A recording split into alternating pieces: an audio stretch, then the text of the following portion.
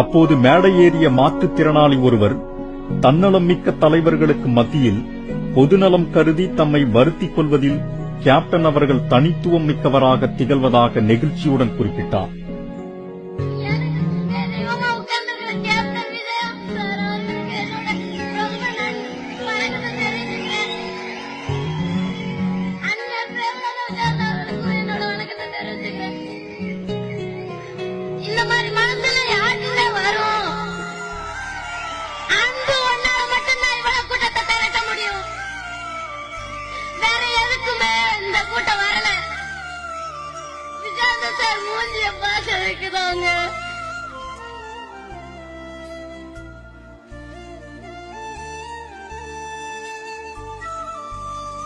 நிறைய உதவி செஞ்சிருக்காருங்க.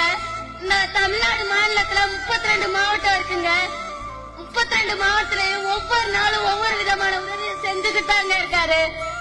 அத நம்ம கேள்விப்பட்டுக்கிட்டு தாங்க இருக்கிறோம். எங்களை போல மாற்றுத்திறனாளிகளை எல்லாருமே மதிக்கிறாங்க. நம்ம விஜயானந்த் சார் ரொம்ப உதவியை செய்யறாங்க.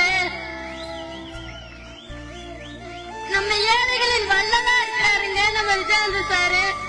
ஏழைகளின் இதய தெய்வமா இருக்கிறாரு சார் நம்ம விஜயானந்த் சாரு.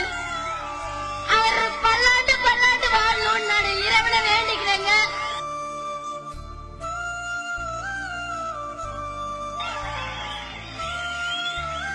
அவர் ரொம்ப நல்லா இருக்கணுங்க. இந்த மாதிரி நிறைய உதவி செய்யணும். எல்லா மக்களும் வாழ்த்தும் அவருக்கு தான் வரணும். அவர் ரொம்ப வருஷம் வாழணும்.